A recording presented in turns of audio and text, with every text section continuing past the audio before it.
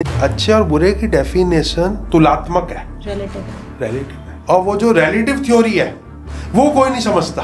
हाँ, पैसे कमाने अभी बताता हूँ तेरे को उपाय। तो ये उपाय कितने कारगर होते हैं? उपाय कारगर नहीं होते। मतलब मुझे ये ऐसा समझ के लगता है उपाय कारगर अगर होते भी है ना, जो इन्होंने बना दिया एस्ट्रोलॉजी को, कोई एस्ट्रोलॉजर बचा ही नहीं है, सब उपायाचार है। 2025 के लिए हम आपको हर राशि के लिए उपाय बताएंगे। कैसे बताओगे यार? दोष है पितृदोष। पिछले जन्म में आपके पितरों ने आपको श्राप दिया है। उत्तरा काल अमृत, पूर्वा काल अमृत। अब करूंगा रिसर्च, पूरा 2025 निकल जाएगा इन पे रिसर्च करने में। और मेरे से 3-3 साल छोटे एस्ट्रोलॉजर आके मिलियन में व्यूज कमा रहे हैं कि हमें एस्ट्रोलॉजी आती है, तो मैं क्या बोलूं उनको? आज के टाइम पे तो इसेंशियली जैसे आपने कहा उपाय और प्रेडिक्शंस दे दूंगा। हाँ। लेकिन प्रिडिक्शन जरूरी है कि how to travel the bad time of your life, ये जरूरी है। बेवकूफों के जमाने में बैठा हूं मैं।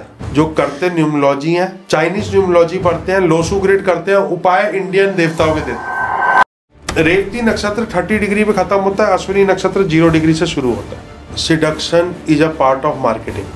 एस्ट्रोलॉजी एक बिजनेस है। कुछ ऐप्स हैं, किसी को 100 करोड़ मिल गए, किसी को 50 करोड़ मिल गए, किसी को 1000 करोड़ मिल गए। और दुनिया में कोई भी एस्ट्रोलॉजी है उसको कंसाइज करके डॉक्यूमेंट करने वाले ऋषि पराशर ही हैं।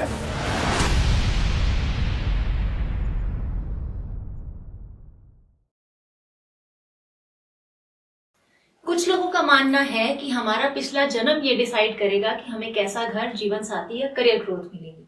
वेरएज़ कुछ और लोगों का मानना है कि हमारे जन्म का दिन और उस टाइम की प्लैनेटरी अलाइनमेंट ये डिसाइड करेगी कि हम कितना कमाएंगे, कितनी सक्सेस मिलेगी हमारे को लाइफ में, हमारी लव लाइफ कैसे रहेगी, फेम मिलेगी या नहीं, हमारे सपने पूरे होंगे या नहीं। क्या ये दोनों बातें सही हैं या फिर ये दोनों बातें ही गलत हैं और सिर्फ पार्शियली सही हैं? क्योंकि अगर ये दोनों बातें सही हैं तो वो सारी मैनिफेस्टेशन रील्स और मोटिवेशन रील्स का क्या, जिनको देख देख के हम डेली अपने आप को सेल्फ मोटिवेट करते हैं और अपने अंदर जोशो जुनून भर के दुनिया और किस्मत से लड़ने के लिए तैयार करते हैं अपने आप को और अपने सपनों को चेस करने के लिए डेली उस रेस में लग जाते हैं।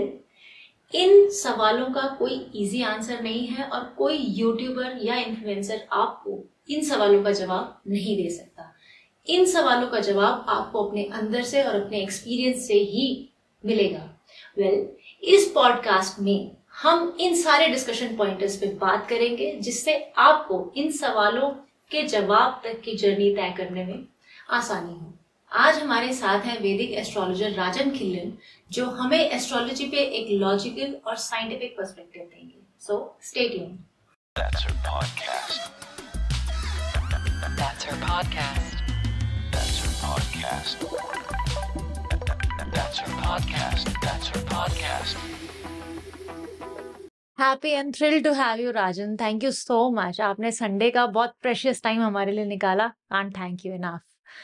और टाइम की बात हो रही है और अभी हमें ऑफ द कैमरा भी हम काफी सारी बातें कर रहे थे, तो ये एक बीच में एक फॉर्मल ब्रेक लेना पड़ा हाय हेलो करने के लिए। बट यहाँ से स्टार्ट करते हैं कि जन्म का जो टाइम की जब से हम बात कर रहे हैं, तो हमारे जो बर्थ का दिन होता है, जिस दिन हम लोग पैदा होते हैं, ऑन एन एवरेज आप एक ह्यूमन लाइफ लेके चलो से 80 इयर्स आप एवरेज स्पैन समझो, 29,200 दिन बैठते हैं इंटू 365 करके। इन सारे 29,000 प्लस दिनों पे वो एक दिन कैसे भारी पड़ जाता है जिस दिन हम पैदा होते हैं, और वो कैसे हमारी लाइफ और डेस्टिनी डिसाइड करता है?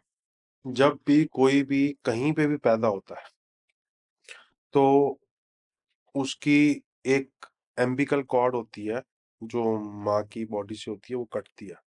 उस पर्टिकुलर टाइम का जो स्क्रीनशॉट होता है ब्रह्मांड का फ्रॉम दैट लोकेलिटी, उसको हम कुंडली कहते हैं। राइट। अगर दिल्ली में कोई पैदा हुआ तो दिल्ली से स्क्रीनशॉट लेंगे, अगर गुड़गांव में कोई पैदा हुआ तो गुड़गांव से लेंगे, आगरा में कोई पैदा हुआ तो आगरा से लेंगे।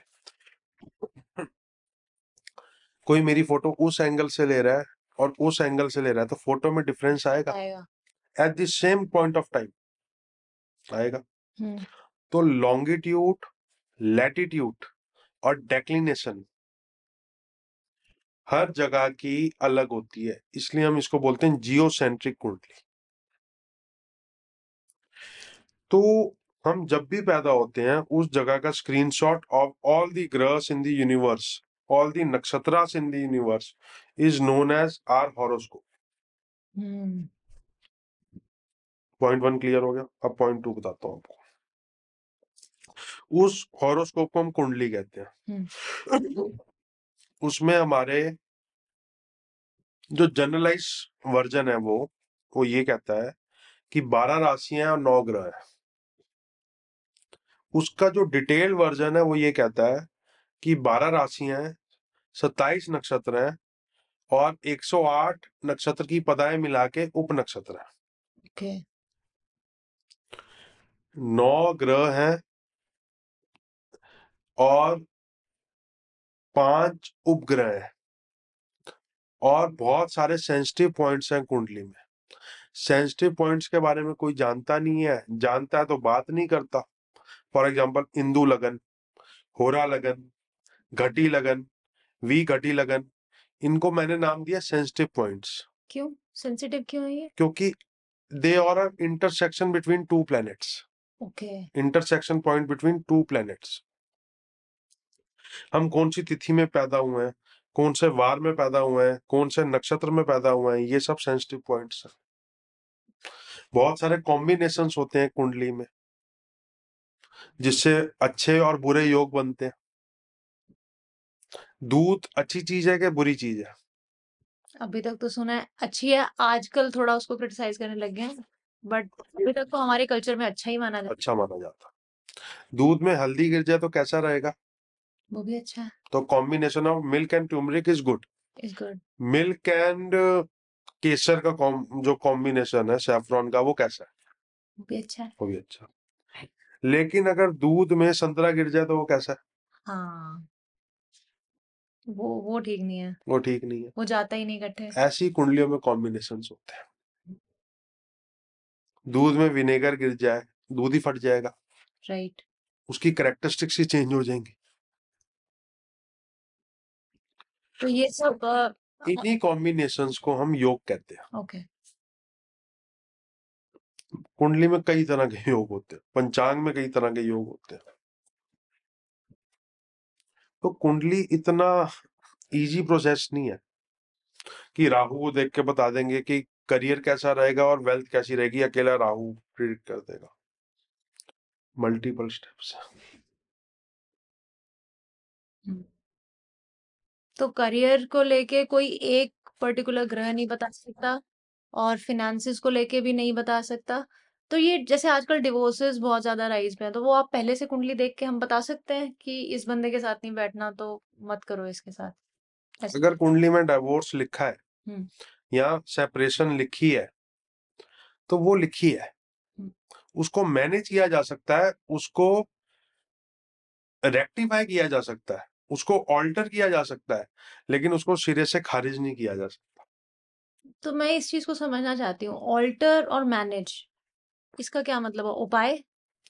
किसी का डाइवोर्स किसी ना किसी वजह से होता है। हम्म वो वजह या तो ईगो होगा, हम्म या इन लॉस होंगे, या एक्स्ट्रामैरिटल अफेयर्स होंगे, या इनफर्टिलिटी होगी, या इम्पोर्टेंसी होगी फ्रॉम दी अनदर साइड। कोई भी वजह हो सकती है। अगर कोई वजह नजर आ रही है at the time of match making, तो आपको सामने वाले बंदे को बोलना है ये नेगेटिव पॉइंट है, इसको संभाल के रखना। हम्म ये नेगेटिव पॉइंट है, इसको संभाल के रखना। अगर वो नेगेटिव पॉइंट को दिमाग में रखेगा, संभाल के रखेगा, उस नेगेटिव पॉइंट में और नेगेटिविटी नहीं डालेगा, तो क्या पता वो चल जाए। हम्म, ऋषि पराशर कहते हैं astrology is a very good tool for मार्गदर्शन। मार्गदर्शन वर्ड का मतलब क्या हुआ? गाइडेंस। गाइडेंस।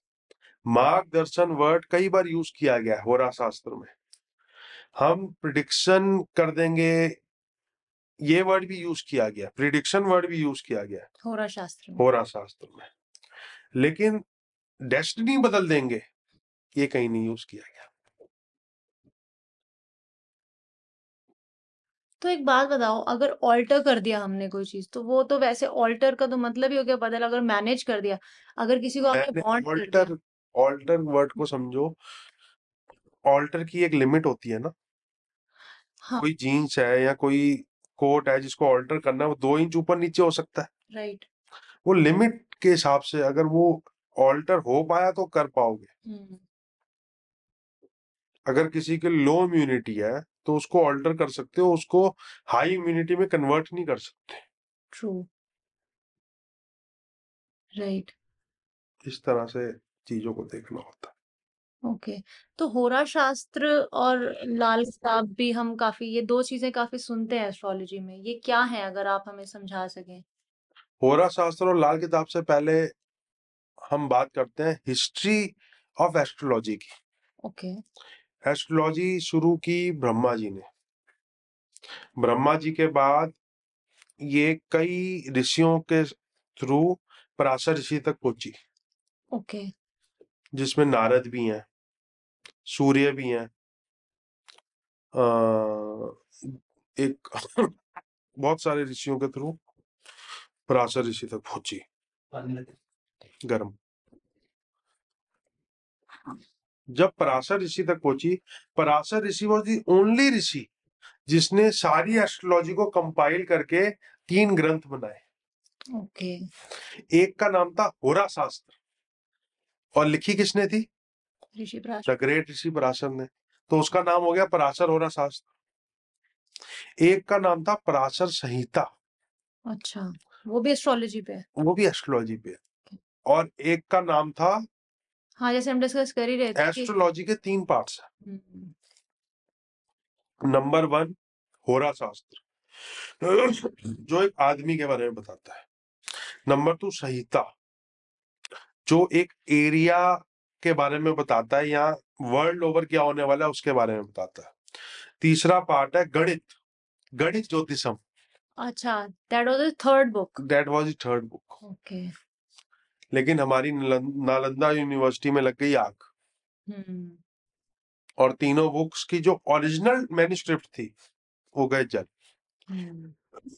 आज जो होरा शास्त्र है या संहितास की बुक है, वो क्लोज टू एक्यूरेट है, एक्यूरेट नहीं है।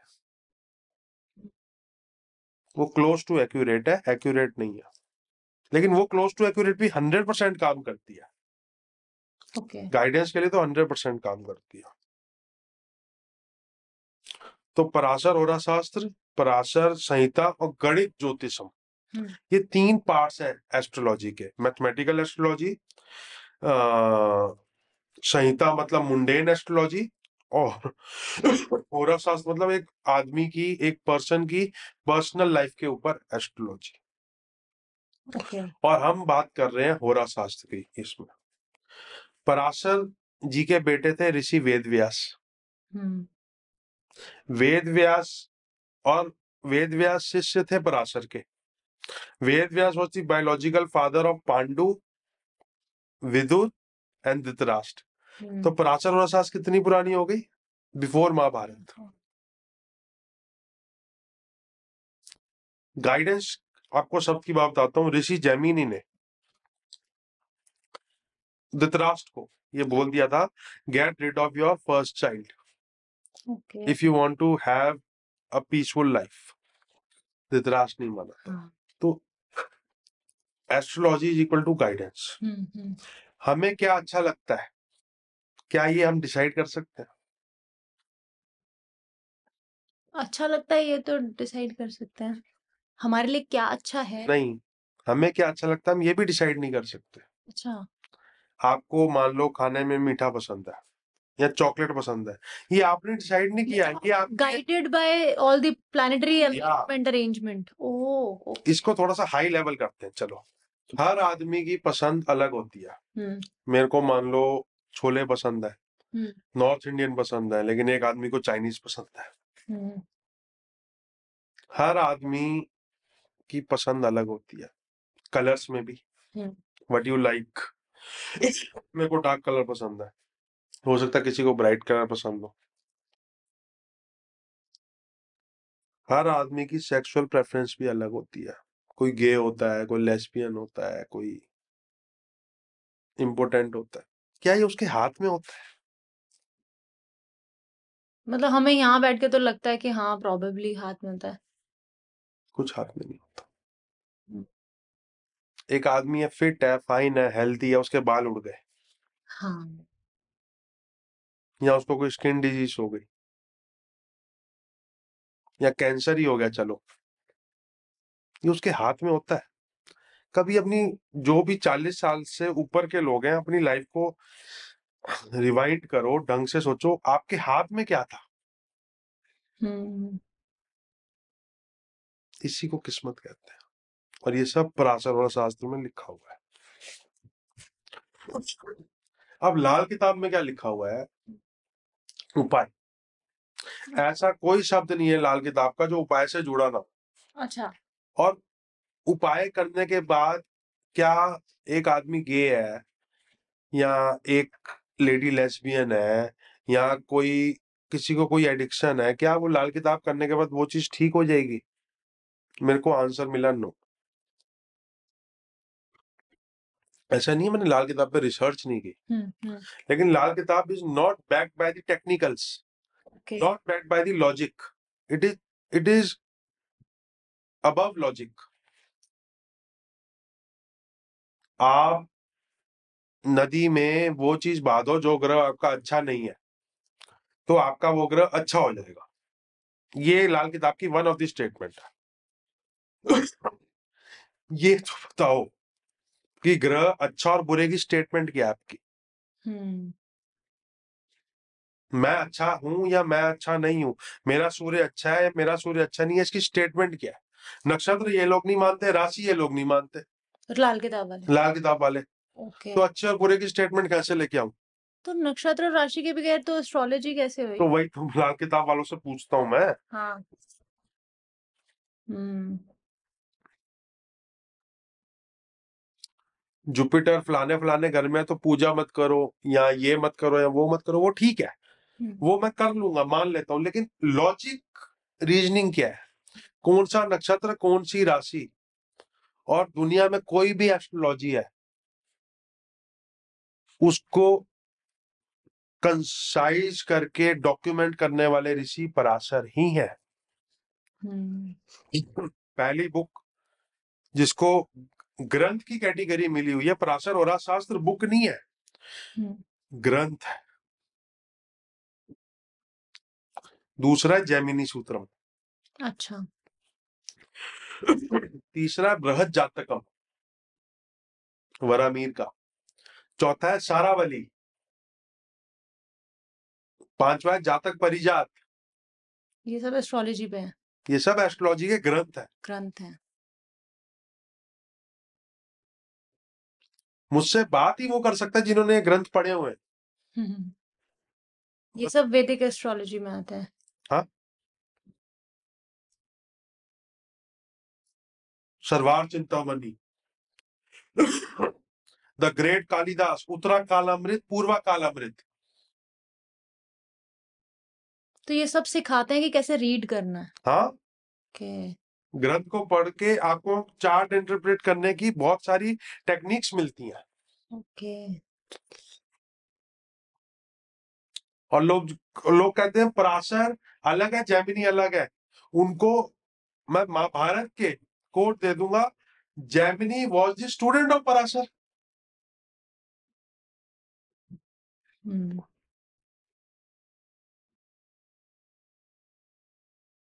लेकिन मैं कोई चीज किसी से सीख रहा हूं तो मेरी उसमें अपनी इम्प्रोवाइजेशन भी तो होगी। किसी ने मुझे सब्जी बनानी सिखाई, अब मैं रहता हूँ साउथ इंडिया में, अब उस सब्जी में मैंने नारियल भी डाल दिया, कड़ी पत्ता भी डाल दिया, उसकी इम्प्रोवाइजेशन हो गई। वो सब्जी को मैंने कहीं से सीखा, लेकिन उसको मैंने इम्प्रोवाइज किया। पराशर जी कहते हैं देश काल पात्र के हिसाब से आपको कुंडली को इम्प्रोवाइज करना पड़ेगा।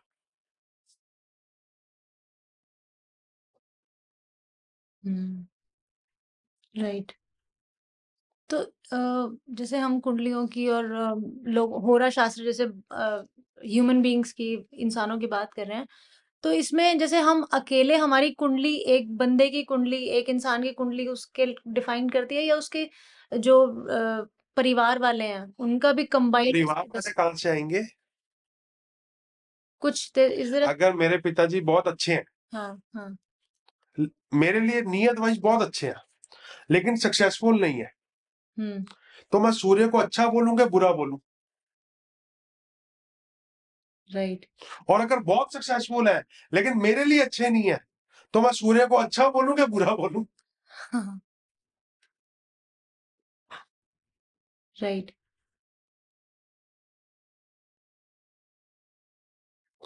एक आदमी की खूबसूरती ही उसके पतन का कारण बनी।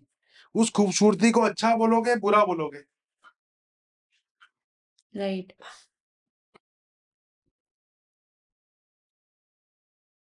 अच्छे और बुरे की डेफिनेशन तुलनात्मक है, हम्म।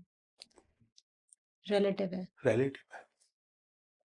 और वो जो रिलेटिव थ्योरी है वो कोई नहीं समझता। हम्म। हाँ, पैसे कमाने अभी बताता हूँ तेरे को उपाय, हाँ, सबको यही चाहिए। बस। तो ये उपाय कितने कारगर होते हैं, मतलब उपाय, उपाय कारगर नहीं होते। मतलब मुझे ये ऐसा समझ के लगता है उपाय कई बार। कारगर अगर होते भी है ना, जो हम्म। इन्होंने बना दिया एस्ट्रोलॉजी को, कोई एस्ट्रोलॉजर बचा ही नहीं है, सब उपायाचार है। हम्म। 2025 के लिए हम आपको हर राशि के लिए उपाय बताएंगे। कैसे बताओगे यार? उसका लगन पुष्कर नवमांश में है तो अच्छा है, उसका लगन धुरी तामसा में है तो अच्छा थोड़ी है, तो कैसे बताओगे? हम्म।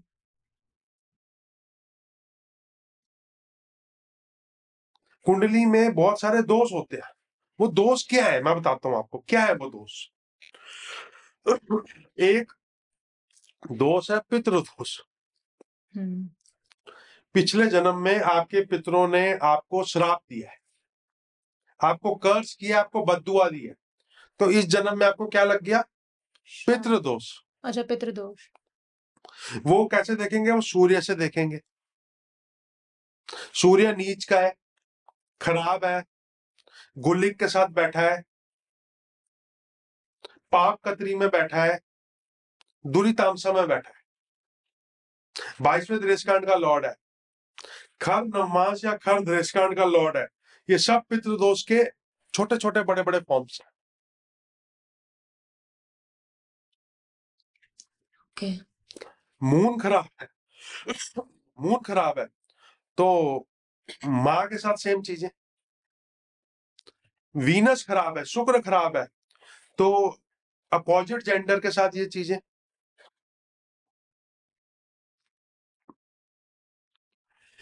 हिंदू मैरिज एक्ट 1950s के बाद आया है, हिंदुइज्म 1950s के बाद नहीं आया। हम्म। हिंदू मैरिज एक्ट में लिखा गया है कि हम एक शादी कर सकते हैं। राइट। पराशर जी नवमांश की कोटेशन देते हुए बोलते हैं, नवमांश से हम पुरुष की कुंडली में पत्नियों का विचार करते हैं, पत्नियों का विचार करते हैं। क्या? क्या पहले के जमाने में हमारे ऋषियों की, हमारे राजाओं की 2-2 3 दिन पत्नियां होती थी? तो पराशर जी ने क्या लिखा? हम नवमान से पत्नियों का भी विचार करते हैं, उपपद लगन से हम पत्नियों का विचार करते हैं। अब इसको आज की कंटेक्स्ट में आप इसको कैसे लेके जाओगे ये मुझे नहीं पता, तो इसको इम्प्रोवाइजेशन करनी पड़ती है आपको।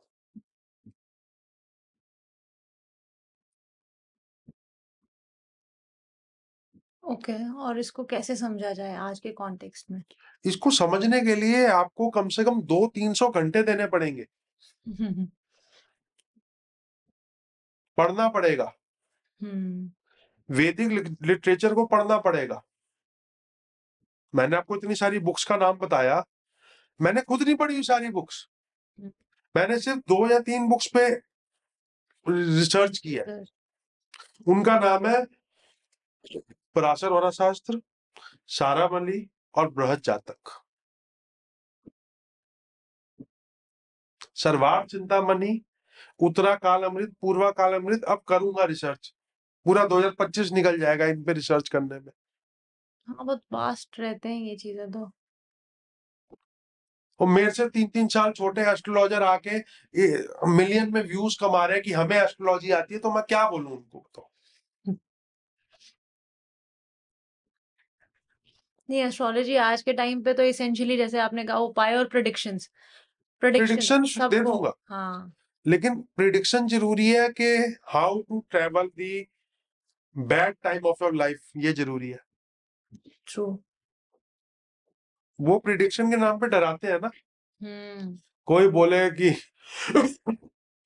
तेरे पिताजी की कैंसर से मौत हो जाएगी, अभी ठीक है, अभी ठीक है, और मुझे कोई ऐसे बोले तो मैं तो बोलूंगा ना, भैया जो लेना है ले, जो पूजा करना है कर, इससे get get get me rid of that problem. Parashar ji के सबसे बड़े शिष्य थे ऋषि जैमिनी, उनकी खुद अर्ली एज में मृत्यु हुई थी।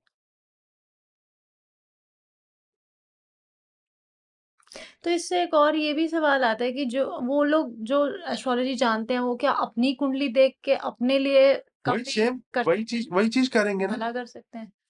भला नहीं कर सकते, वर्ड इज गाइडेंस। गाइडेंस।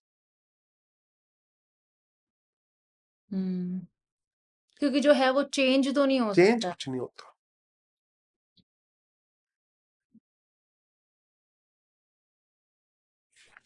बेवकूफों के जमाने में बैठा हूं मैं। जो करते न्यूमरोलॉजी है, हम्म। चाइनीज न्यूमरोलॉजी पढ़ते हैं, लोसू ग्रिड करते हैं, उपाय इंडियन देवताओं के देते हैं। न्यूमरोलॉजी हमारी नहीं है ना, है, इंडियन है, ठीक है, हमारी हमारी है। ओके, बट उसमें कंटेक्स्ट वेरिएंट्स गलत, हैं। कंटेक्स्ट गलत है। हम्म। मैं आपको फोटोज दूंगा, चाइनीज एस्ट्रोलॉजी भी इंडियन एस्ट्रोलॉजी से निकली है। डाल देना इस पॉडकास्ट में। हाँ, राइट। देखो मैं पढ़ाता हूँ, हम्म।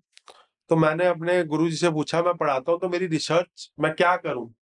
कहते सामने वाले का सवाल का जवाब देना ही रिसर्च है। सही बात है। मेरे को एक फिर पुट्ठे आदमी ने सवाल भी पूछा कि भैया कल को मंगल में कोई पैदा हो गया तो उसकी कुंडली कैसे बनाओगे? अच्छा। 3 दिन लगे मुझे। अब मंगल में कोई पैदा हो जाए, चंद्र में कोई पैदा हो जाए, तो उसकी भी कुंडली बना सकता हूँ। तो वैसे मतलब ये क्यों अलग से सवाल है कि मंगल में नहीं होते क्या लोग पैदा? मंगल में कैसे पैदा हो सकते हैं? मंगल में कोई लाइफ थोड़ी है। लेकिन अच्छा। एलॉन मस्क कह रहा है कि मंगल में कल को टूरिज्म स्टार्ट होगा। ओके। तो यहां से अगर मंगल एक ग्रह है, तो मंगल से भी पृथ्वी एक ग्रह है, तो मंगल की कुंडली में मंगल नहीं नजर आएगा, पृथ्वी नजर आएगी। क्योंकि अभी हम कहते हैं ना जियो सेंट्रिक पोजीशन, जियो का मतलब होता है अर्थ सेंट्रिक पोजीशन। कब होगी हमारी मार्स सेंट्रिक पोजीशन? अब मार्स से सन की तरह कितनी डेक्लिनेशन में है, मार्स से अर्थ कितनी डेक्लिनेशन में, मार्स से मार्स का मून कितनी डेक्लिनेशन में है, मार्स का मून कितनी डेक्लिनेशन में है। मार्स के मून का राहु केतु अर्थ के मून के राहु केतु से अलग है। This is too complex. This is complex ना, This is complex. This is more than PhD, हाँ। and I'll explain everything, but you need to be patient and understand। अगर जो एस्ट्रोलॉजी एस्ट्रोनॉमी को समझना चाहते हैं उनको शांति की जरूरत है। तो मतलब अभी आप जो मार्स कह रहे थे वो मतलब अभी वाला मार्स प्लैनेट, हाँ मेरे जी। को लगा जैसे आप कुंडली में वो कहते हो ना कि चंद्र यहाँ वो वहां, तो अगर मेरे को कोई लगा मार्स में पैदा हो गया अच्छा मार्स। कुंडली बनेगी। ओके, लाइक दैट फिजिकल वाला। हाँ जी। वो तो मैंने सोचा मतलब कोई समझ आपने भी नहीं सोचा ही सकता। नहीं ना, किसी ने सोचा ना, उसने हाँ। मुझे सवाल भेजा, हाँ। तो मेरा काम क्या है उसको जवाब देना। कि मतलब एज अ साइंस अगर एक प्लैनेट पे एस्ट्रोलॉजी प्रैक्टिस हो सकती है तो दूसरे प्लैनेट पे भी हो शायद। सकती है, अगर वहां पे कोई पैदा होता है, वहां पे लाइफ है तो। हम्म।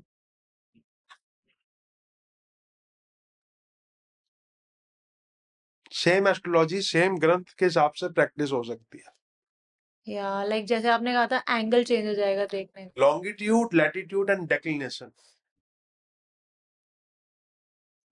अब यहां से मंगल रिप्रेजेंट करता है एंगल, तो मंगल में अगर कोई पैदा हो गया, वहां से धरती क्या रिप्रेजेंट करेगी? ये एक बहुत बड़ा क्वेश्चन है।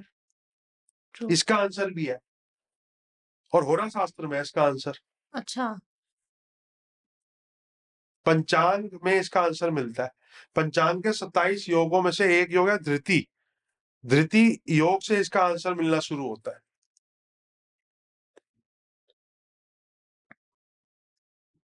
पंचांग के 27 योग होते हैं, जो लोग पंचांग के नॉलेज रखते हैं, उसमें एक योग है धृति। अच्छा। 27 में से उससे आपको पृथ्वी का आंसर मिलेगा। और पंचांग और ये सब चीजें कितनी इंपॉर्टेंट है। पराशर होरा शास्त्र अध्याय नंबर 88 खोल के देख लो। उस अध्याय में लिखा हुआ है अशुभ जन्म वेला, कि इन डेट्स में इन पोजीशंस में कोई लोग पैदा होंगे। 21-22 पोजीशन बताई गई हैं, उन सबको अशुभ बोल दिया गया है। मतलब पराशर जी कहते हैं अगर इनमें कोई लोग पैदा हुए हैं इन पोजीशंस में, इनको नेगेटिव बायस के साथ कुंडली को देखना है। ओह।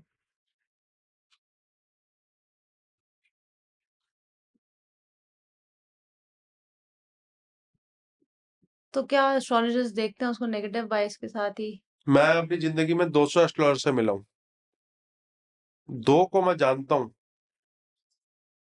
जो एक एक चीज यूज करते हैं। तो रेशियो कितना हुआ? 1%। हम्म।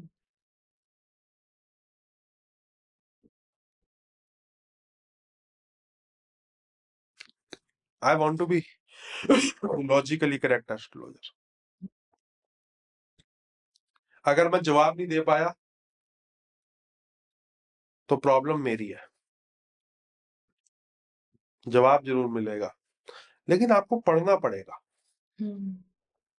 मैं रिसर्चर अपने आप को ज्यादा प्राउडली बोलता हूँ। Of course, you're going through all the granthas and all though. तो जैसे आपने जो अभी बात करी कि एक पराशर संहिता भी बोली, वो संहिता। संहिता, तो उसमें आप ज्योग्राफीज के बारे में बोल रहे हो कि उसमें ज्योग्राफीज के बारे में बताया जाता है। तो क्या कंट्रीज की भी राशियां होती हैं? कंट्रीज का एस्ट्रोलॉजी ऐसे कुछ नहीं होता है? नहीं होता? होता है, लेकिन ऐसे नहीं होता। अच्छा।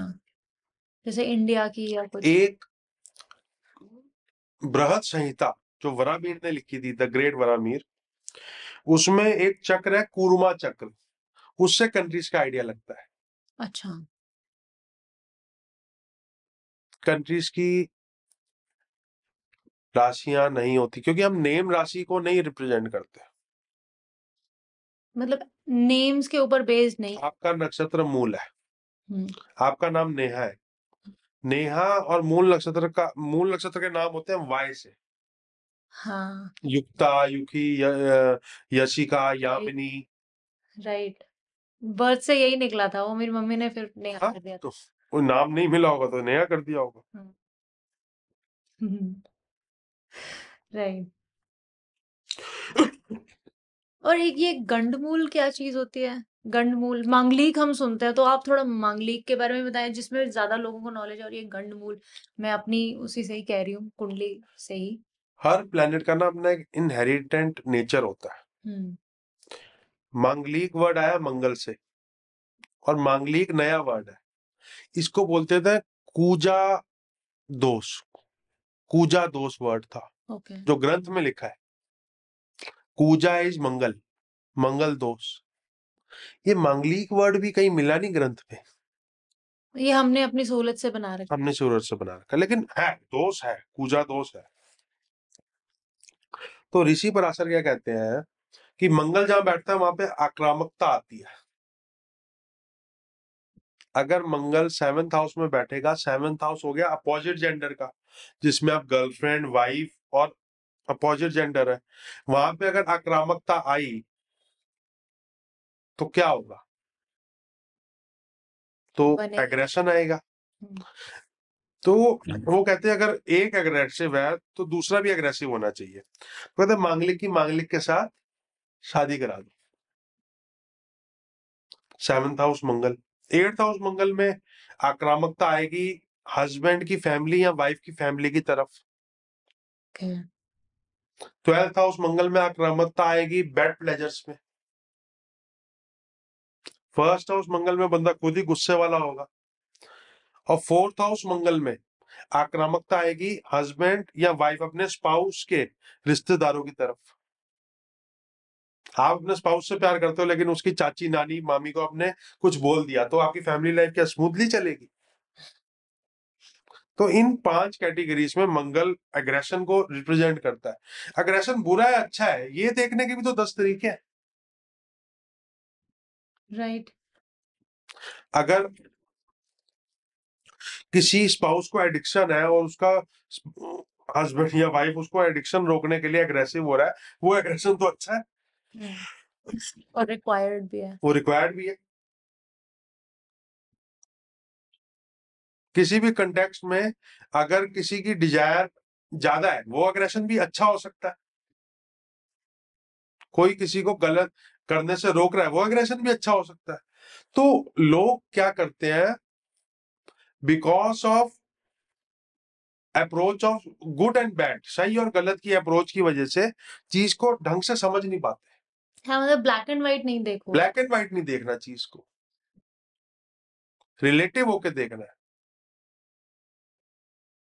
यार वो किसी लड़की को किसी ने छेड़ दिया, तू क्यों गाड़ी रोक रहा है, तू टाइम पे पहुंचना, जल्दी चलो। या वो लड़की तेरी बहन है, जिसने छेड़ा उसको जान से मार। चेंज हो गया एकदम से चेंज होगी ना सिचुएशन। एम्बुलेंस के पीछे गाड़ी लगा ले, जल्दी पहुंच जाएंगे। अब मान लो एम्बुलेंस में आपका बाप बैठा है और कोई गाड़ी नहीं हटा रहा, फिर रिलेटिव कॉन्सेप्ट कोई नहीं समझता।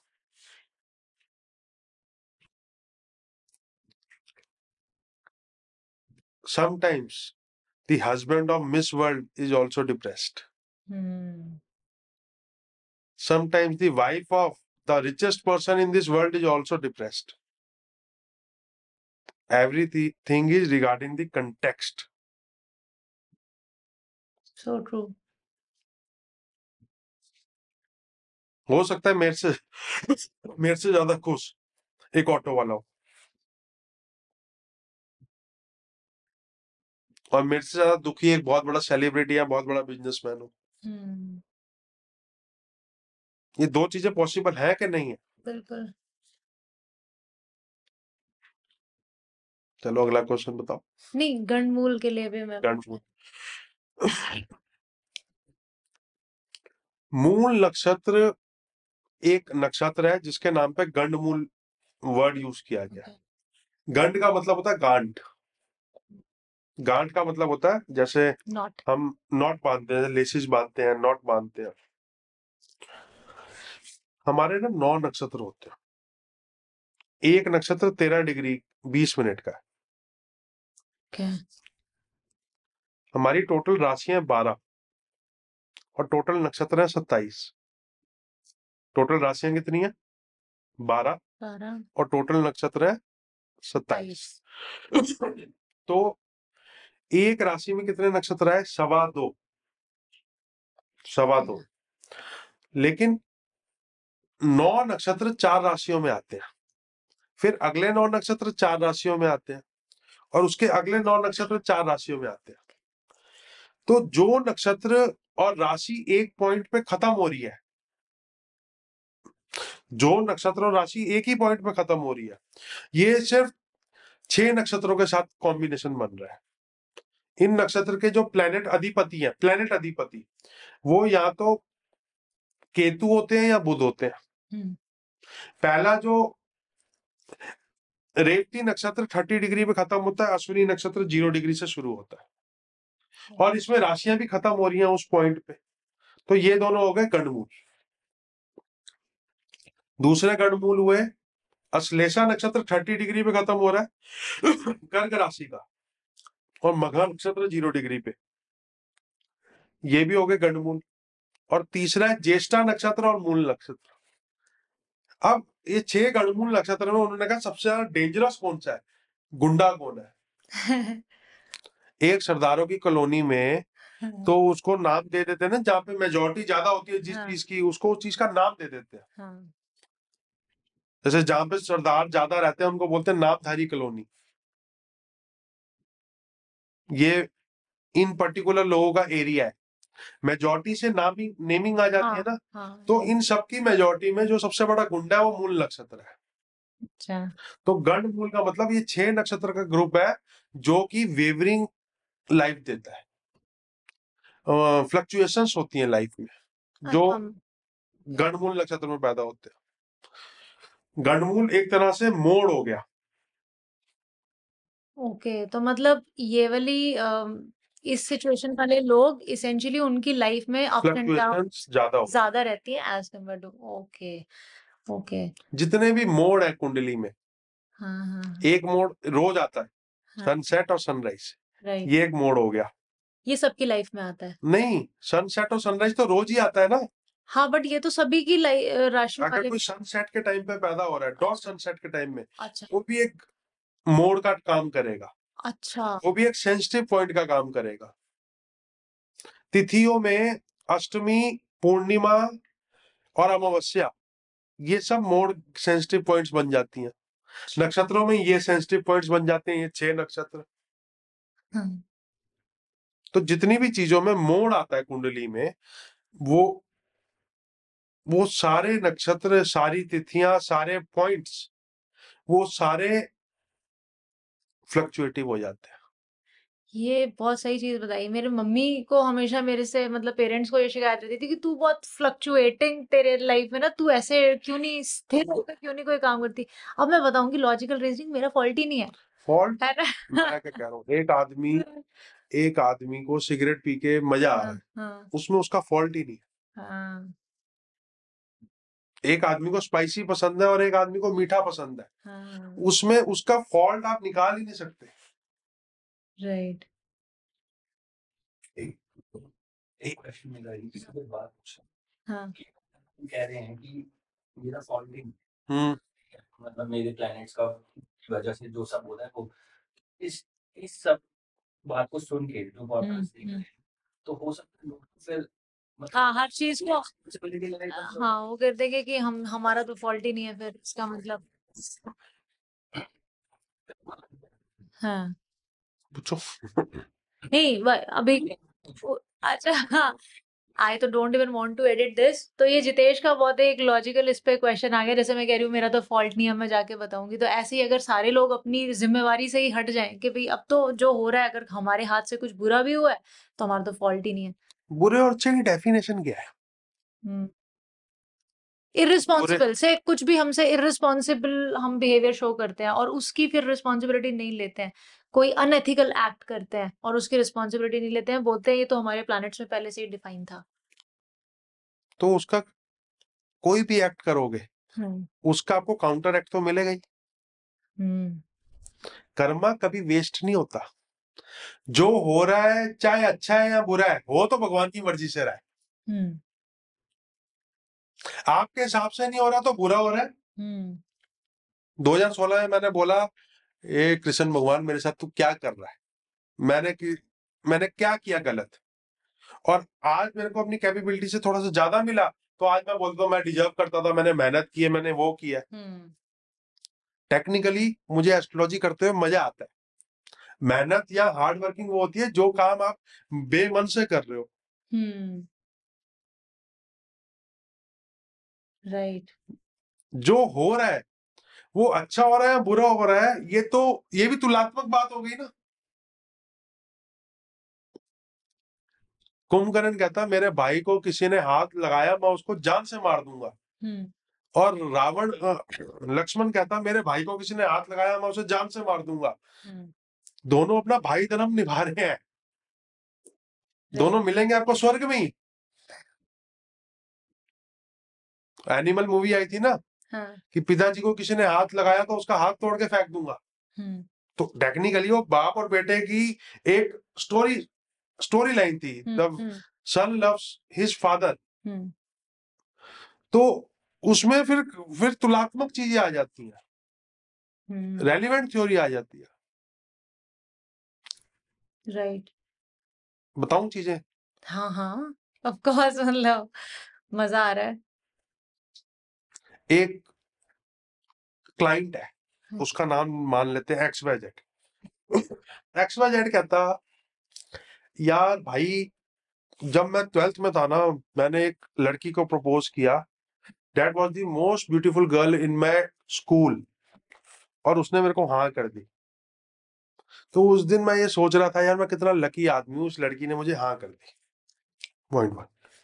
कहता मैं कॉलेज में आया तो वो लड़की मेरे साथ थी, मेरे हर सुख दुख में वो मेरे साथ थी। मैं बड़ा ब्लेस फील करता था उस लड़की के साथ। ये हो गया पॉइंट टू। हम्म, फिर जब कॉलेज में आया तो मेरा थोड़ा हायर एजुकेशन में मेरे वहां पे अच्छा क्राउड आया।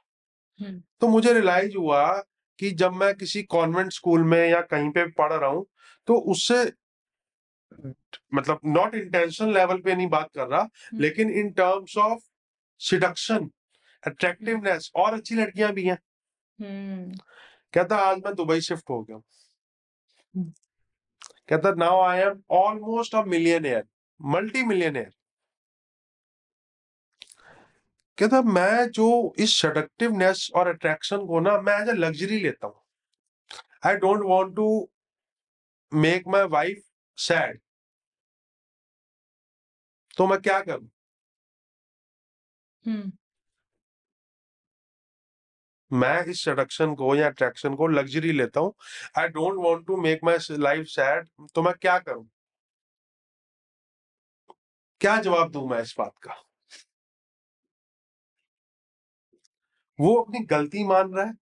वो कह रहा है हाँ मेरे मतलब को मैं मेरे को सीरियसली, टेंशन हो रही है। हाँ मतलब मेरी लाइफ में जो मेरी वाइफ की वो जगह है मैं ब्लेस फील करता हूँ, वो है मेरी वो तो लाइफ है, में। बट ये एज अ लग्जरी मैं, एक्स्ट्रा हाँ, मैं करना चाहता इंसेंटिव्स। हूँ। अब मुझे ये नहीं पता कि इसको मैं कर्मा मानूं, इसको मैं अट्रैक्शन मानूं। मतलब आई एम फीलिंग लाइक मेरे जेब में पैसे हैं, मैं मतलब खर्च करूं। हम्म, मैं क्या करूं?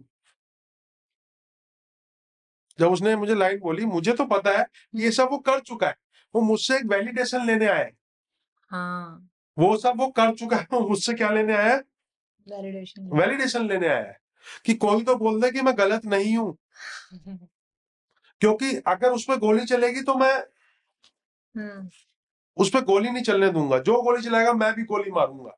हम्म, अब वो ऐसी सिचुएशन में मुझे फंसा के चला गया कि आपको चीजों को कंटेक्स्ट लेवल पे देखना है।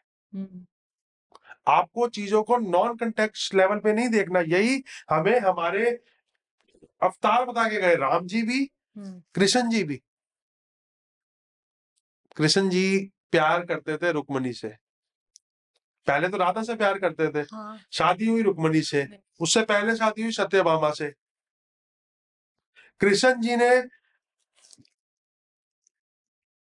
अपनी बहन की शादी अर्जुन से कराई, सुभद्रा से, हम्म, क्योंकि वो नहीं चाहते थे कि दुर्योधन से उसकी शादी हो। हम्म, तो उन्होंने अपनी बहन का अपहरण ही प्लान अपर कर दिया। हाँ आप ये चीज अगर पढ़ रहे हो ग्रंथ में, तब आप पढ़ रहे हो। अगर इसको आपको वैलिड ऑन ऑन लेवल करना ऑन पड़े। वो लेवल करना पड़े तो आप करोगे? आजकल तो खैर इतनी बड़ी बात नहीं है, उस टाइम पे प्रोबेबली थी। नहीं नहीं नहीं नहीं, कोई सब कुछ होता था, हर जगह सब हाँ कुछ होता था। देखो मैं सही गलत की बात तब तक नहीं करूंगा जब तक मुझे पूरा कंटेक्स्ट नहीं पता होगा चीज का। हम्म, उस बंदे को मैं गलत बोल ही नहीं पा रहा हूँ। तो भाई आपने क्या रिप्लाई किया? मैंने जो भी रिप्लाई किया वो पार्ट ऑफ द हाँ कंसल्टेंसी है। हाँ अच्छा ओके। मैं सामने वाले की आपको साइक बता रहे हो। साइकोलॉजिकल साइड बता रहा हूँ। कहता I can change my car. मैं आपको साइकोलॉजिकल साइड बता रहा हूँ बस उसकी। वो गलत है सही है, मैं इस बारे में कमेंट नहीं करूंगा। जैसे हम कॉन्टेक्स्ट की बात कर रहे थे, कुछ अभी हम ऑफ द कैमरा भी बात कर रहे थे, तो वो ऑडियंस को बताइए। आई थिंक वो एक बहुत अच्छा पर्सपेक्टिव देगी सबको कि एथिकल और अनएथिकल को हम कैसे सेग्रीगेट करें रियल लाइफ में। और कुछ हमारे जो आपने ग्रंथों से भी, जो हमारे स्क्रिप्चर्स से जो एग्जाम्पल्स आप दे रहे थे उनके थ्रू। देखो, एथिकल और अनएथिकल ना कॉन्सेप्चुअल चीज है। हम्म, seduction is a part of marketing. More seduction may be unethical, less seduction may be ethical. हम किसी गाड़ी के शोरूम में जाते हैं, किसी एक्सपो में जाते हैं, ऑटो एक्सपो वगैरह में, तो ट्रक, ट्रैक्टर और बसेस के आगे भी मॉडल्स खड़ी होती हैं। एक ट्रक का जो ड्राइवर है, जो ट्रक को देखने आए, उसको मॉडल की क्या जरूरत है? बिल्कुल। वो मॉडल की जरूरत है उसको पुश करने के लिए कि आप ये ट्रक लो, उसको पुश करने के लिए कि आप ये ट्रक लो, जो ट्रक का फ्लीट का मालिक है। अब ये एथिकल कह लो या अनएथिकल कह लो, अब एस्ट्रोलॉजी एक बिजनेस है। कुछ ऐप्स हैं, किसी को 100 करोड़ मिल गए, किसी को 50 करोड़ मिल गए, किसी को 1000 करोड़ मिल गए, बड़ी बड़ी एप्स। इनका जो सिडक्शन है ना, वो ये है कि आप हमें कॉल करो और हम आपके पैसे बढ़ा देंगे, हम आपको गाइडेंस दे देंगे, हम आपका लक चेंज कर देंगे, हम आपको जेमस्टोन देंगे जिससे आपका लक चेंज होगा, हम आपको रुद्राक्ष देंगे जिससे आपका लक चेंज होगा, हम आपकी पूजा कराएंगे जिससे आपका लक चेंज होगा। ये एस्ट्रोलॉजिकल फील्ड की सिडक्शन। राइट। तो मेरे को रोज मैसेज आता है फोन में, भैया किसी को नीलम पेल दो, ये वर्ड है भैया किसी को नीलम पेल दो, 30 to 40% आपका, 2 लाख का पेलोगे तो 40% दूंगा। मैं ऑन रिकॉर्ड कह रहा हूं, मैंने आज तक किसी को जेमस्टोन रिकमेंड नहीं किया और ना करूंगा। काम नहीं करते? नहीं, काम मैं कह रहा हूं काम करते हैं, काम नहीं करते, वो एक अलग कंटेक्स्ट है। लेकिन मैं आपको 2 लाख के नीलम में 80,000 मुझे कमीशन मिलेगी। अब आपको किसी एस्ट्रोलॉजर ने कुछ तो रिकमेंड किया होगा, हमारी वेबसाइट से खरीद लो,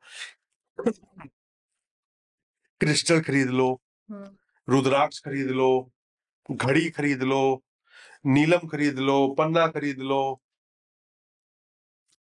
ये तो सब बताते हैं आजकल कॉमन।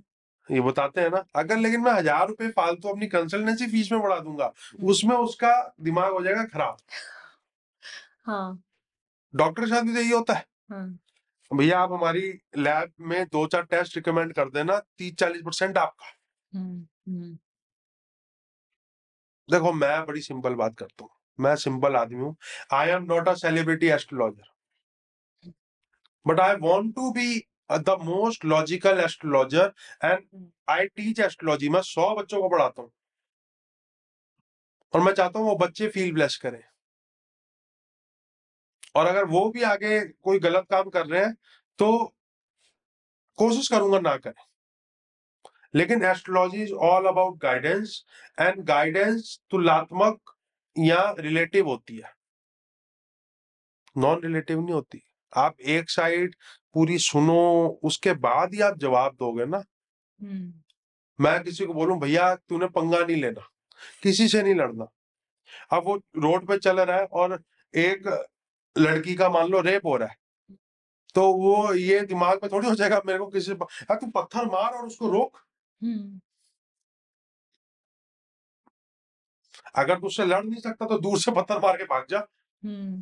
अगर लड़ सकता तो लड़, अगर लड़ भी नहीं सकता और पत्थर भी नहीं मार सकता तो पुलिस बुला, लोगों को इकट्ठा कर। ट्रू। आपकी एनर्जी के हिसाब से आप उस गलत एक्ट को कैसे हैंडल करते हो। अभी आपने इसी कॉन्टेक्स्ट में राम का और उनका भी एग्जाम्पल दिया था।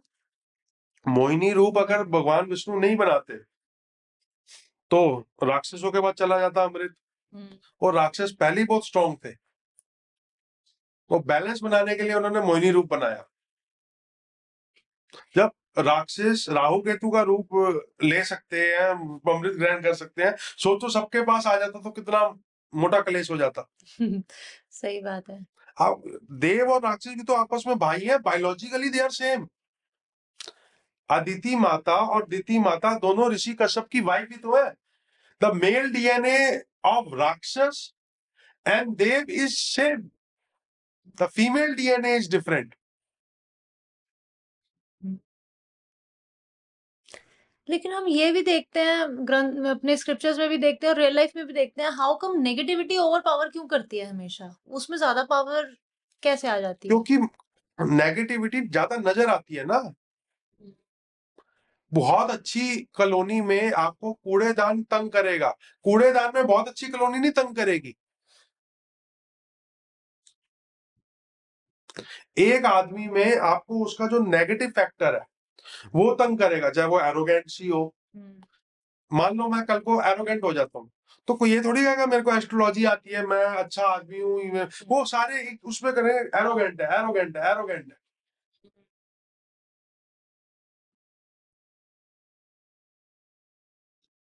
अब कोई हाई ऑन हार्मोन्स है, मैं वर्ड यूज करता हूँ, हाई ऑन हार्मोन्स है, हाई ऑन हार्मोन्स है, ठरकी है, हाई ऑन हार्मोन, वो उसकी वो पॉजिटिव चीजें तो सारी गई धुलने।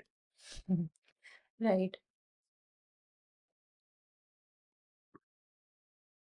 आपका इंटेंशन ठीक होना चाहिए। अब उस इंटेंशन को ठीक करने के लिए नरेंद्र मोदी जी ने एक बार बोला था, जब सामने आप टेररिस्ट AK-47 लेके खड़ा होगा तो हम भगवा चोली थोड़ी पहन के उसके सामने हाथ थोड़ी जोड़ेंगे, हमें AK-54 से उसके लड़ाई करनी है।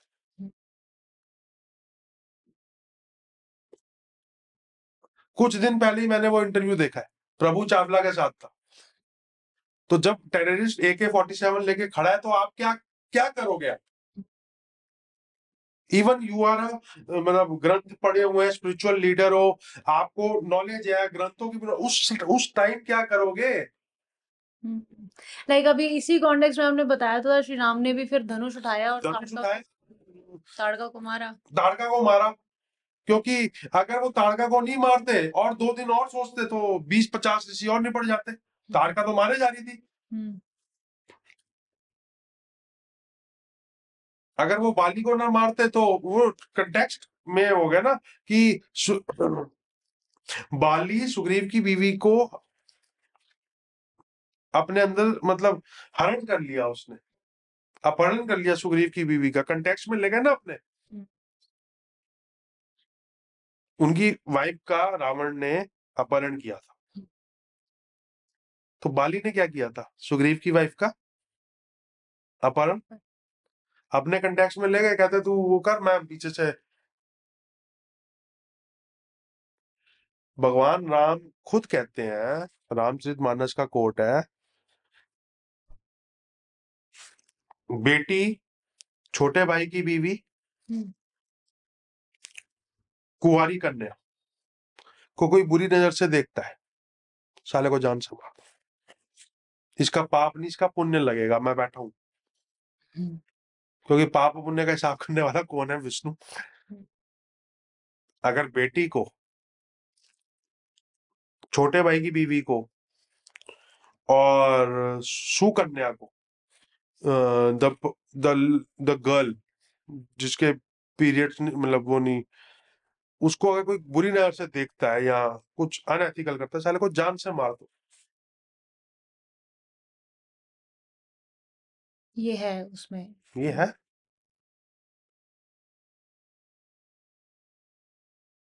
तो ये जैसे आपने हम नेगेटिविटी की बात कर रहे हैं कि ओवर पावर ये वो, तो ऐसे हमारे जो ये प्लैनेट्स हैं और जो हमारी राशियां हैं उसमें से भी कुछ राशियों में ऐसा है कि कुछ ज्यादा पावरफुल हैं या थोड़ी नेगेटिव सारी राशियां पॉजिटिव। पावरफुल है, सारे प्लैनेट्स पावरफुल है। अच्छा।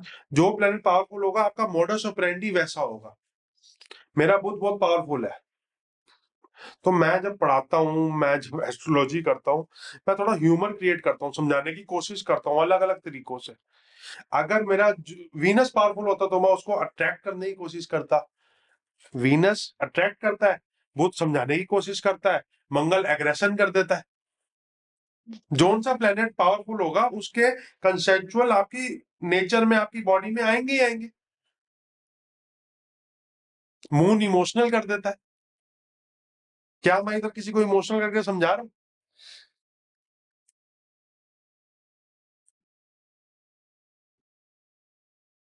ओके, तो सबकी अपनी अपनी कैरेक्टरिस्टिक्स हो गए, ये लगा लो उसमें आप ज्यादा पावरफुल, कम पावरफुल, नेगेटिव पॉजिटिव नहीं देख सकते हो, अलग अलग कैरेक्टरिस्टिक्स के हिसाब से देख सकते हो। Yeah. तो मून का, जैसे अभी आप मून की बात बता रहे हो, तो मून में जैसे होता है ना फुल मून, हाँ जी। तो मून का कैसे मून इफेक्ट इज द पड़ता है? Most important planet in astrology, even more than sun? Even more than sun. अच्छा। जिसके सन, मून और लगन तीनों ही स्ट्रांग है, वो राजयोग इनहेरिट करके आया है अपनी जिंदगी में। लगन क्या हुआ? लगन मतलब असेंडेंट, अच्छा। The rising sign in east, वो तीनों ही किसी के स्ट्रांग है, जिसको हम लगन लॉर्ड बोलते हैं, असेंडेंट बोलते हैं। वो बहुत बड़े राजयोग पहले से इनहेरिट करके आया है। तो ये जो बड़े बड़े सेलेब्स होते हैं, हम ये अब मैं मान वही तो कह सकते रहा हैं, हूँ, सेलेब्स को हम मानते हैं ना लकी हैं। जैसे इलॉन मस्क जैसा कोई एक पावरफुल बंदा? मैं वही तो आपको कह रहा हूँ, हाँ उसकी कुंडली में वो पावर, वो मनी के कॉम्बिनेशन होंगे, हम्म। तभी तो वो यहाँ पे पहुंचा है। Astrology is a language.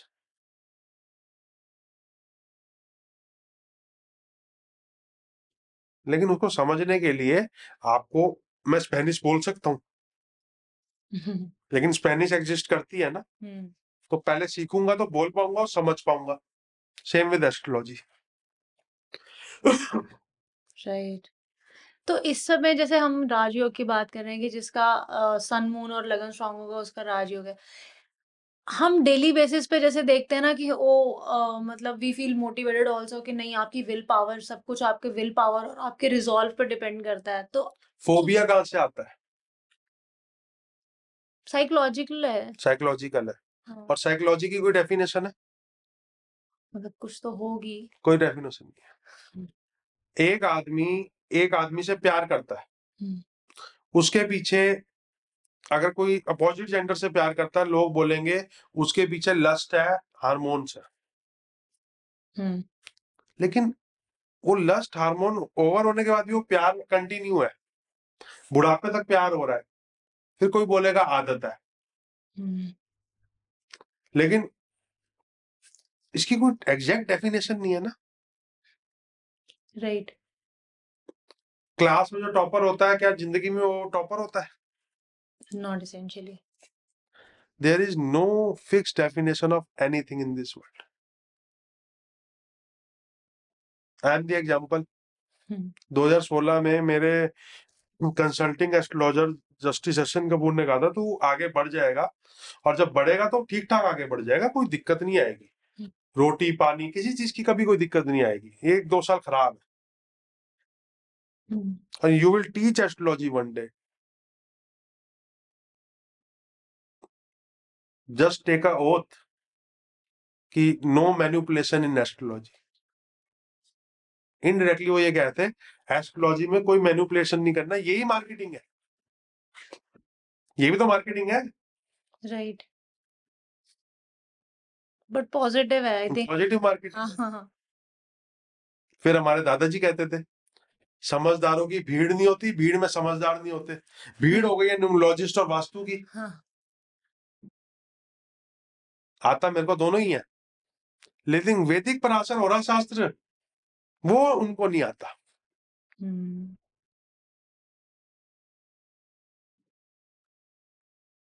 तो कंक्लूसिवली नहीं सही, बट लूजली ही मतलब ये बोलना सही होगा कि हम चाहे कितनी भी मेहनत कर लें, कुछ भी कर लें, अगर आपके योग नहीं है तो probably you will not be able to reach where you want to, मतलब इसेंशियली आपके प्लैनेटरी वेयर अलाइनमेंट यू नहीं। Want to reach is also a conceptual point ना। मैं अमीर आदमी बनना चाहता हूँ, लेकिन मैं सबसे अमीर आदमी नहीं बनना चाहता। हम्म, हम्म, मेरे को नहीं अपना बॉडी जीरो फिगर नहीं करना। हम्म। मेरे को मेरे को सबसे ज्यादा लॉजिकल और अच्छा एस्ट्रोलॉजर बनना है। आप लोगों ने बनना है, नहीं बनना। आपके और मेरे गोल्स ही अलग हो गए। Right. Where we want to reach is also concept of astrology. Okay. किसी को एमएनसी जॉब करनी है, किसी को गवर्नमेंट जॉब करनी है, किसी को दोनों ही नहीं करने, किसी को एक्टिंग ही करनी है।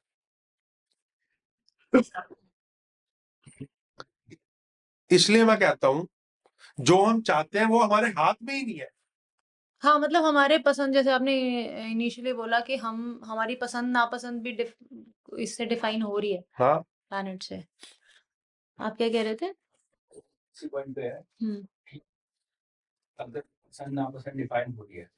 मैं 50% नापसंद के हिसाब से अपनी लाइफ के डिसीजंस ले रहा हूँ, बट फिर भी वो बात नहीं बन पाती मुझसे।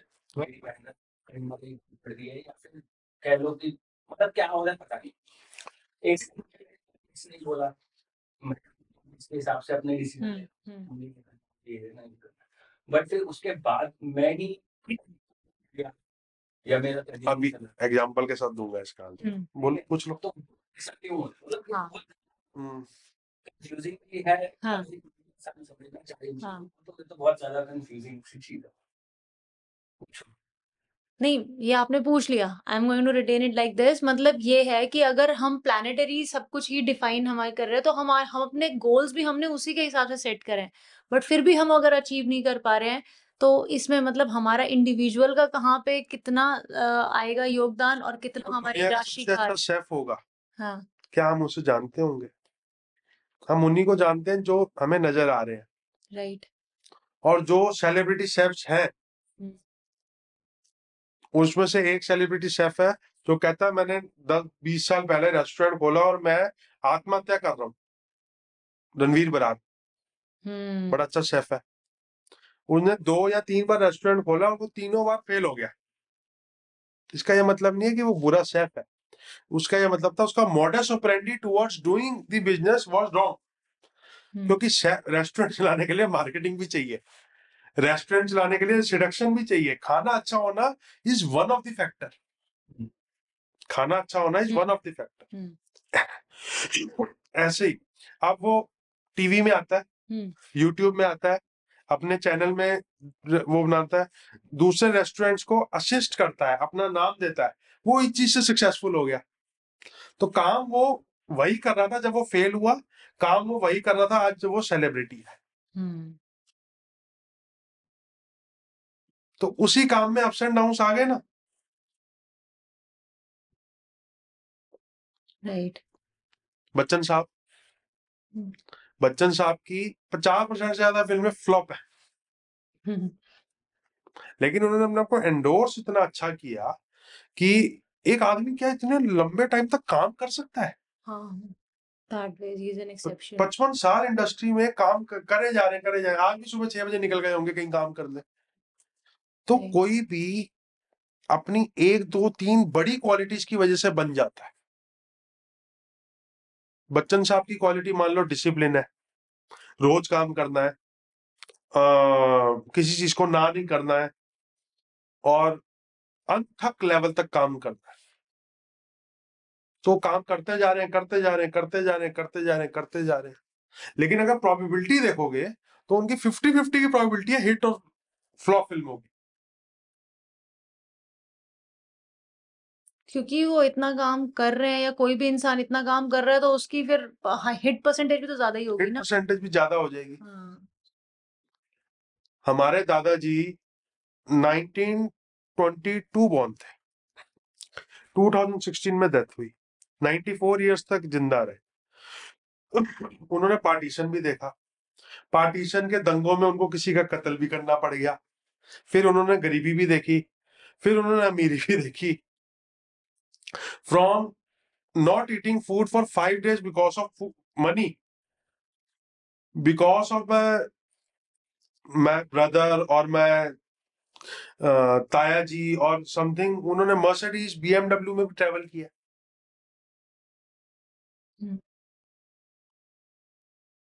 दोनों एंड ऑफ द स्पेक्ट्रम पे दोनों से end of the spectrum same life में। हाँ।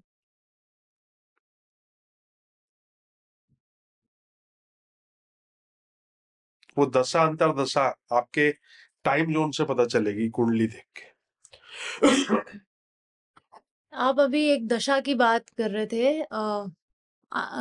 ये एक शनि की दशा बहुत मतलब सबको पता भी है उसके बारे में। शनि की 7.5, ये 7.5 ही क्यों? मतलब शनि सिर्फ 7.5 दशा नहीं है, हाँ जी, गोचर होता है, दशा नहीं होती। शनि की 7.5 गोचर है, शनि की दशा एक 19 साल की महादशा होती है। गोचर और दशा को कैसे समझे? गोचर होता है ट्रांजिट ऑफ प्लैनेट, जो अभी प्लैनेट्स चल रहे हैं। अच्छा। अगर शनि आपके मून साइन से, मून साइन वाले साइन में एक साइन पहले और एक साइन बाद में, तो इसको बोलते हैं साढ़े साथी। अगर शनि आपका कुंडली में बहुत अच्छा है, कारक है, राजयोग कारक है, तो साढ़े साथी कुछ नहीं बिगाड़ेगी। और अगर मारक है तो साढ़े साथी हो या ना हो, शनि जब भी आएगा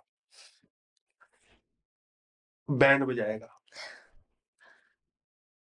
अब ये तो कुंडली टू कुंडली कंटेक्स्ट, मैं क्यों नहीं ईयरली प्रिडिक्शन कर रहा? सारे ईयरली प्रिडिक्शन कर रहे हैं, मैं क्यों नहीं कर रहा? क्योंकि ईयरली प्रिडिक्शन पॉसिबल ही नहीं है। मैं कैसे 12 राशियों की या 27 नक्षत्रों की या प्रिडिक्शन कर दूं? 140 करोड़ लोग डिवाइड बाय 12, मतलब करीबन 10 करोड़ लोगों की एक ही प्रिडिक्शन करूं मैं? नहीं मतलब it's logical only, but everybody is running after, उनको कुछ इंटरेस्टिंग कुछ तो भी ये चाहिए कि हाँ ऐसे कर दो, गलत हो जाए उसको कोई फॉलो अप नहीं करेगा कि हाँ इसने बोला था अब ये गलत हो तो गया। ठीक है, नहीं हाँ। करे देखो, मैं भीड़ का हिस्सा हुई नहीं, ट्रू। इसलिए I write down I am not a celebrity astrologer. मैं वर्ड यूज करता हूँ गाइडेंस, टॉक थेरेपी और कंटेक्स्ट के हिसाब से उपाय निकालता हूँ। आपको विटामिन डी की कमी है, ये रिपोर्ट में आएगा, तो मैं सनलाइट लेने की प्रेशर करूंगा। और रिपोर्ट क्या? कुंडली। कुंडली और आपकी लाइफ का कंटेक्स्ट दोनों मर्ज करके देखेंगे। It's a time taking process. मैं एक एक घंटा कंसल्टेंसी बैठता हूँ, पहले कुंडली देखता हूँ 10-15 मिनट, फिर एक एक घंटा बंदे के साथ बैठता हूँ, फिर किसी कंक्लूजन में निकलता हूँ। राइट। एस्ट्रोलॉजी में साइकोलॉजी का कितना कोई कुछ पार्ट है प्ले करने का? साइकोलॉजी भी तो आपकी उससे आ गई। आप एग्रेसिव हो, ये भी साइकोलॉजी का पार्ट है। आप सबमिसिव हो, ये भी साइकोलॉजी का पार्ट है। जो सबमिसिव है उसको एग्रेसिव करना पॉसिबल नहीं है, जो एग्रेसिव है उसको सबमिसिव करना पॉसिबल नहीं है। लेकिन बस उसको इतना तो बोल सकते हैं, जब एग्रेसिव है तो घर छोड़ के चला जा, 2-3 किलोमीटर गाड़ी में राउंड मार ले, पैदल राउंड मार दे, लेकिन उस टाइम घर में नहीं रहना। एनर्जीज को चैनलाइज करो, चैनलाइज करो, ये एक पार्ट ऑफ कंसल्टेशन है। हाँ। और एनर्जी तो किसी भी तरह की हो सकती है।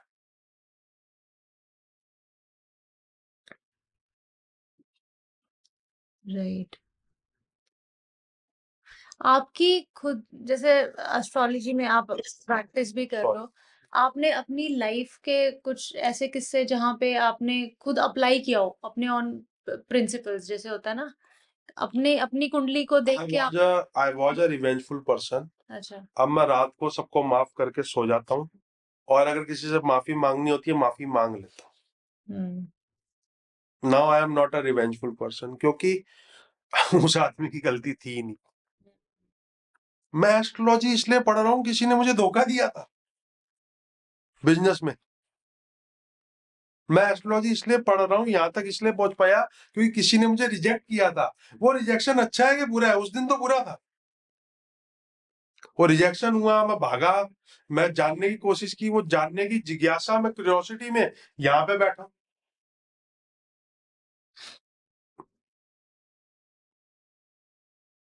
मेरे को फैक्ट्री लगानी थी, फैक्ट्री नहीं लगी। मेरे को और भी जो काम करने थे वो नहीं हुए, लेकिन आज भी मैं ठीक, मतलब लाइफ इज रनिंग गुड।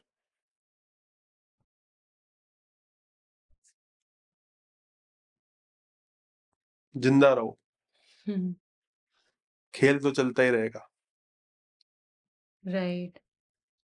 अगर महाभारत वेद व्यास जी ने नहीं लिखी होती और द्रौपदी ने लिखी होती, तो कल्प्रिट अर्जुन भी होता, दुर्योधन के बाद पहला कल्प्रिट, दुर्योधन के बाद पहला कल्प्रिट युधिष्ठिर भी होता।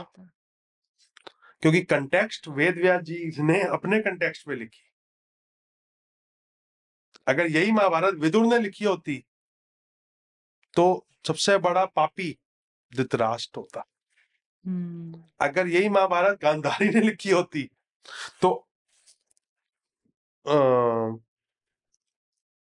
कौन था मामा, शकुनी शकुनी विलन ना होता। अगर यही महाभारत गांधारी ने लिखी होती तो शकुनी विलन ना होता। हर आदमी का कंटेक्स्ट अदर 1000 महाभारत बन जाती अगर सबने अपनी अपनी महाभारत लिखी होती तो। True that. हमने जो महाभारत पढ़ी है वो वेद व्यास जी के पॉइंट ऑफ व्यू से पढ़ी है और वो non bias point of view है। लेकिन अगर द्रौपदी लिखती तो थोड़ा बायस पॉइंट ऑफ व्यू होता। गांधारी लिखती तो शकुनी को इतना बुरा तो नहीं बोलती क्योंकि उसका अपना सगा भाई था। कहीं ना कहीं उसको हाँ, उसको बैलेंस आउट करने की कोशिश करती है उसके आप लोग मुझे अच्छा बोलते हैं तो एक मुझे गालियां भी देता होगा। रॉबिन हुड की कहानी क्या थी?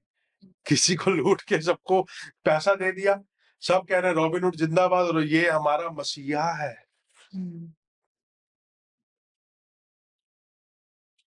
कंटेक्स्ट। अगर मैं उस लाइन में खड़ा हूं जिसमें रॉबिन हुड ने लंगर लगाया हुआ है और मैंने उसकी रोटी खा ली तो साला रॉबिन हुड को कोई हाथ नहीं लगा सकता।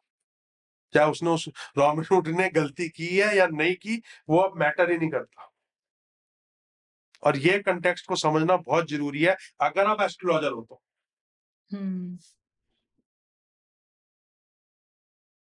अब ये बात चली गई है दूसरी जगह चली गई है। लेकिन कोई एस्ट्रोलॉजर तब तक एस्ट्रोलॉजर नहीं है जब तक उसने होरा शास्त्र नहीं पढ़ी, बृहद जातक नहीं पढ़ी, उत्तरा और पूर्वा कालामृत नहीं पढ़ी, सर्वार्थ चिंतामणि नहीं पढ़ी, प्रसन्न मार्ग नहीं पढ़ी, जातक परिजात नहीं पढ़ी।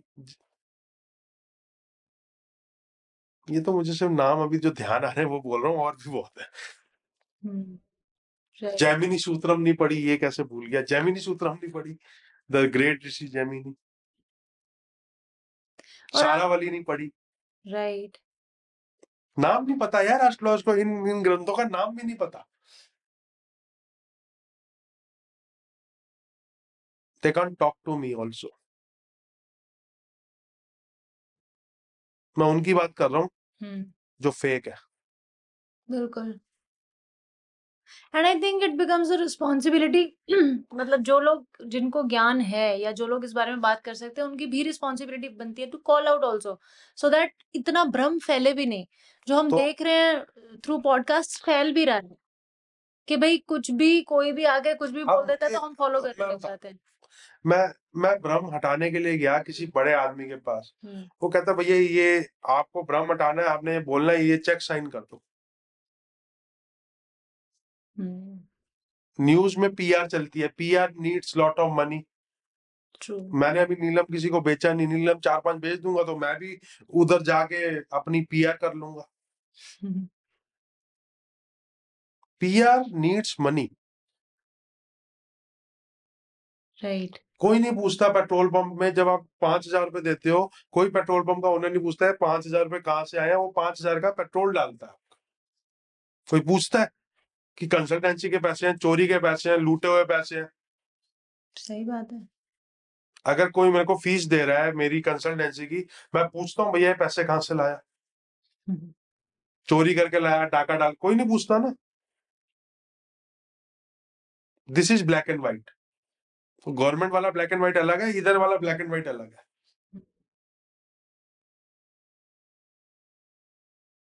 शुक्र ने कुबेर का खजाना लूट लिया था और उससे पहले उसका नाम उष्ण होता था।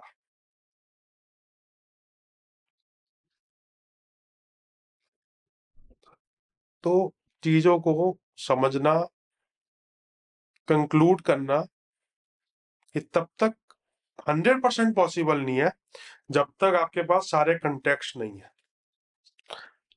लेकिन मेरा काम है गाइड करना। मैं एक लॉयर की तरह, विक्टिम को भी हमने बचाना है और एक्यूज्ड को भी हमने बचाना है। राइट। पराशर जी ने ये तो नहीं कहा ना दुर्योधन के एस्ट्रोलॉजर ना ऋषि जैमिनी, उन्होंने ये तो नहीं कहा दुर्योधन का कंसल्टेंसी नहीं करनी, ऐसा तो कभी नहीं कहा। राइट। विष्णु सहस्त्र नाम में विष्णु जी के एक नाम आता है वेद व्यास। ये जो चल रहा है ना, ये सब the master plan, the master mind is Shrinath ji, Vishnu ji. चाहे भ्रम चल रहा है चाहे भ्रम नहीं चल रहा, मास्टरमाइंड तो वही है। क्योंकि भ्रम भी इसलिए चल रहा है ना, लोग अट्रैक्ट होते हैं। हम्म। अगर उस कॉन्टेक्स्ट में देखा जाए तो जैसे कलयुग बोलते हैं, तो कलयुग में ये सब ये सब लिखा ही है यहाँ कि तो होना ही होने है। दो और ना एंजॉय करो लाइफ को, काय टेंशन। तो थैंक यू सो मच राजन, बहुत अच्छा लगा। बहुत सारी चीजें जो हम नॉर्मल एस्ट्रोलॉजी वाले पॉडकास्ट में नहीं देखते, और ये मैं अपनी ऑडियंस को भी बोलूंगी, watch it till the end because you are going to watch something you have not experienced in any of the astrology podcast. इतना तो आपको बिल्कुल अपने आप भी आप ये रियलाइज करेंगे। बहुत ऐसी ऐसी बातें जो आपको बहुत आपको, जिसे कहते हैं ना, आप अपने लाइफ में अप्लाई कर सकते हो, आपको होते हुए नजर आएंगी। तो ये सिर्फ प्लेन सिंपल ये एपिसोड ऐसा नहीं था। राजन ने हमें सिर्फ सूर्य चंद्रमा की बातें नहीं बताई, उसको रियल लाइफ एप्लीकेशन में, और वो कैसे आपको आपके डिसीजंस को गवर्न करती हैं, और उन सब बातों के बारे में बताया। It was lovely, we enjoyed. मेरे साथ अभी जितेश भी हैं यहाँ पे स्टूडियो में, हमने बहुत अच्छा ऑफ द कैमरा भी बात करा, और एक्सपीरियंस बहुत ही अच्छा रहा। So thank you so much Rajan, and I am pretty sure you will be the most logical astrologer in the world. That's चलो, our wishes to you. जय Shri Ram. Thank you. Jai Shri Ram.